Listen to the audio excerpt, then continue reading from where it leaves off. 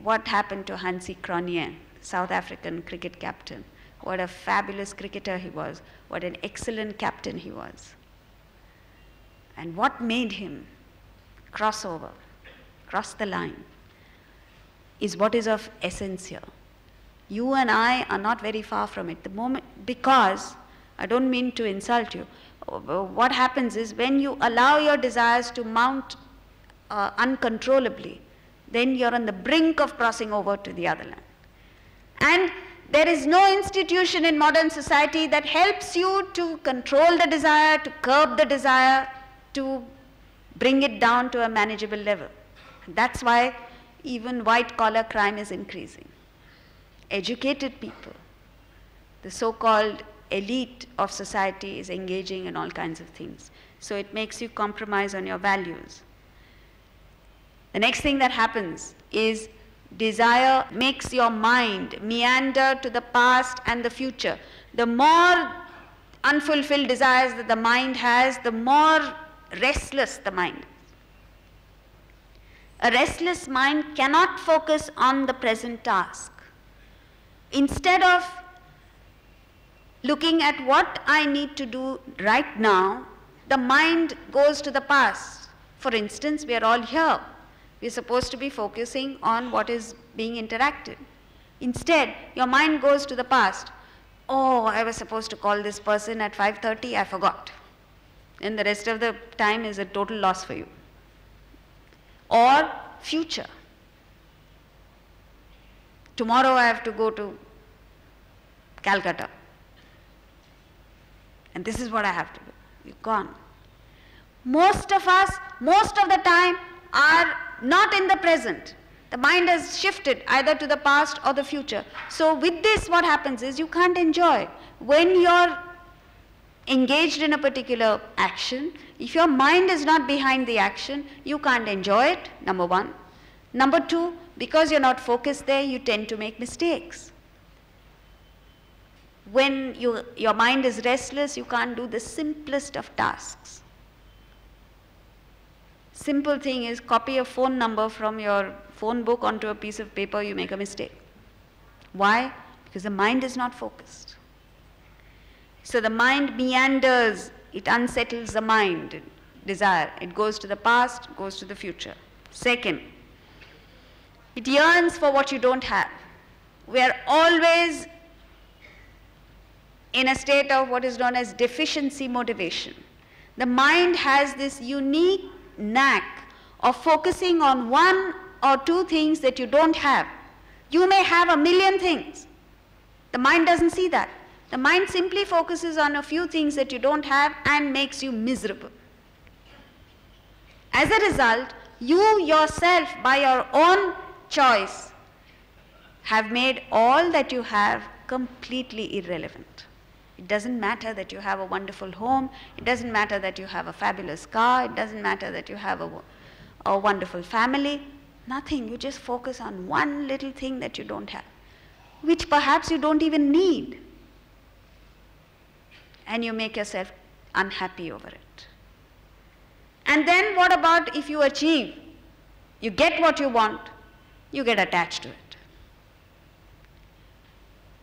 You might say, so what? Wherever there is attachment, there is sorrow, there is loss.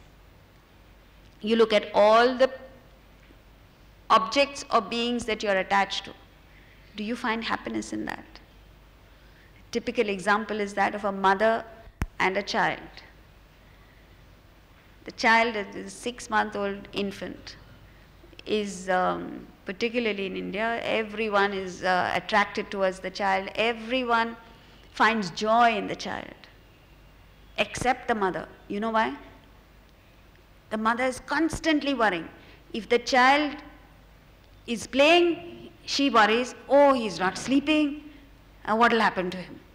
If the child is sleeping all the time, then the mother worries, I don't know what's wrong with him, he doesn't seem to be waking up. If the child eats, she worries. If the child doesn't eat, she worries. If the child is healthy, she worries. If the child is unhealthy, she worries. So whatever happens to the child, that child, which is supposed to be a source of tremendous happiness and excitement for the mother, in fact, creates sorrow for the mother. Why? It's not the child that is creating the sorrow, it's the attachment of the mother. So what you don't have, you yearn for. What you have, you get attached to, and you're miserable. So this way, whatever happens, you're still in a state of grief. And that's the first thing that Krishna addresses. The first chapter of the Gita is called Arjuna Vishada Yoga. The yoga of Arjuna's grief. Why does he spend a whole chapter on grief? Because all of us, all the world over, are steeped in grief. Grief because we don't find fulfillment, we don't find happiness. Why is it that we don't find happiness? Because our whole attitude is wrong. So, therefore, desires are weapons of mass distraction and mass destruction. So instead of going and searching for weapons of mass destruction outside, what you need to do is look within. You'll find plenty there. And then the next thing is, how do you go about it? Now when Vedanta and the Gita tell us that desire is what is wrong, you misunderstand and think that the Gita is objecting to objects of desire. No. The Gita says you can have objects of desire. You must have objects of desire because the world has been provided for your enjoyment. Have as much as you want, but never should you desire it. Does it appear like a contradiction? It does. You can have the object of desire, but never should you desire it. Because when you desire something, you become subordinate, you become a slave, the object of desire becomes the master.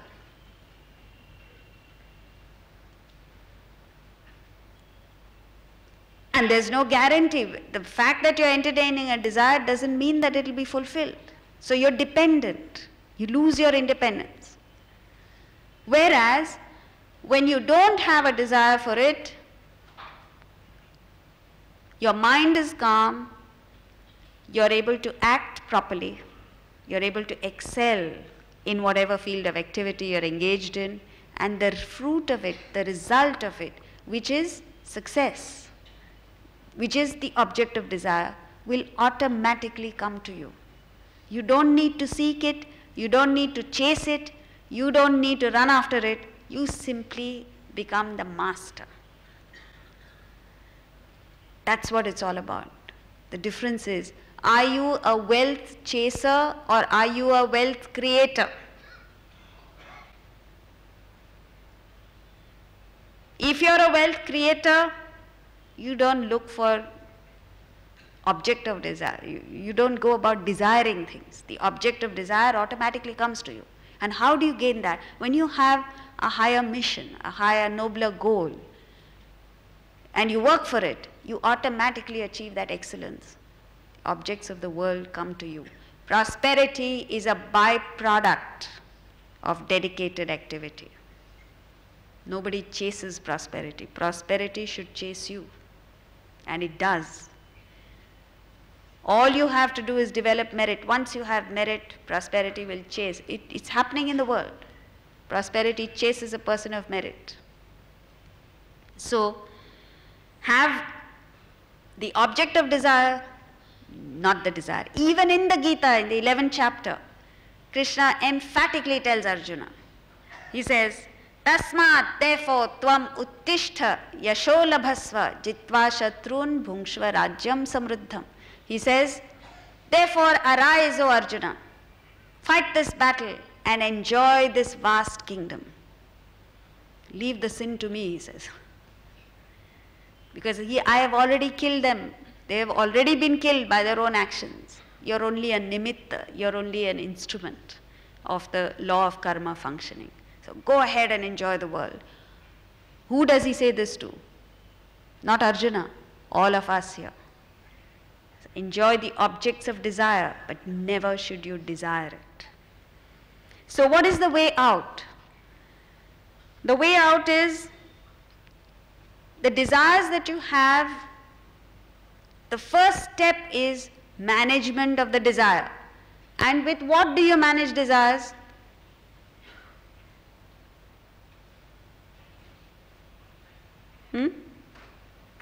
Desires are in the mind. What is the controlling factor? Intellect. So you manage your desires with your intellect. We'll shortly see how. Then you get immediate relief. The moment the intellect comes into play and analyzes the desire and finds out, is that a reasonable desire for me to entertain? How do I go about in an organized fashion to fulfill that desire? Instantly there is relief. The second step is reduction of desires. And this you do by the three yogas, karma yoga, bhakti yoga and jnana yoga. As your desires reduce, there is tremendous comfort that you get. Peace, happiness, excellence, success. But if you really want total freedom from desire, the bliss, you have to eliminate even the last desire. The desire for self-realization also must go, only then will you get to that state of bliss. So, the first step, desire management. When the desire directly fuels your action, it is an indiscriminate action and it is malignant, it causes the growth of further desires in your system and it agitates the mind totally. If the desire is scanned by the intellect, filtered through the intellect, then the desire takes the form of a discriminate action.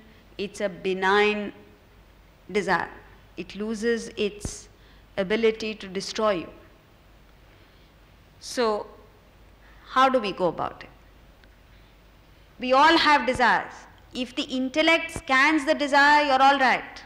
Otherwise, that desire mutates into craving, yearning, lust, passion, obsession, all of which create a lot of mental agitations and stress, and more importantly, prevent you from obtaining the object of desire. If you get your intellect in place, the same craving, yearning, lust, obsession takes the form of ambition, aspiration, goal. This is the basic difference between the desire which is guided by the intellect and uncontrolled desire. It's exactly like a virus. When a virus is allowed to grow uncontrollably, it causes disease. The same virus, attenuated, controlled, becomes a vaccine which prevents you from getting the disease. This is the difference. A very important thing that the desire does is, the more the desires you have, the more you have expectations from the world, of the world. You see a person who is full of desires, expects his family members to behave in a particular manner, expects his colleagues to behave in a particular manner, and even if his expectations are noble, still you must understand that the moment you have expectations of people, those expectations may be far removed from reality. For instance, you expect an ill-tempered person to be absolutely cool, calm and collected. Whose mistake is it? It's your mistake for expecting the person to be good-humored when he's ill-tempered. So, if your intellect is alert, you will first make an assessment of the individual and come to accept the person for what he is. He is a fine person except that he's got a foul temper. So when you understand, you assess and you accept the person, when he erupts into a bout of anger, it becomes a source of amusement for you. You don't get upset. You know, actually, an angry person is a very funny individual. The only thing is, don't laugh to his face, it will only make things worse. When he gets angry, internally, you switch on to this humor, and then you're fine. Otherwise, he erupts, you erupt, and there's a volcanic explosion. So, it is important that you assess. See, let's take an example now. Recently, we've had a whole lot of leopard attacks in this city. If you notice, nobody has condemned the leopard and said, go kill them. Nobody has said that. Not even the victims' families. Why? Because there is a correct, proper assessment of the leopard. And in fact, there is sympathy for the leopard because we believe that the leopard is behaving the way it is because we have encroached upon their territory. It's not the other way around. So there is this, when there is the assessment, understanding, acceptance, even when there is vicious behavior, violent behavior, you are at peace. You only try and work around the situation so that these vicious acts don't take place. That's all that happens. So whatever action you take takes place in a state of mental tranquility.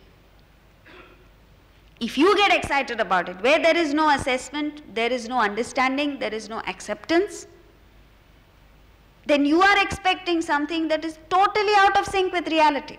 The person is incapable of behaving in a manner that you expect.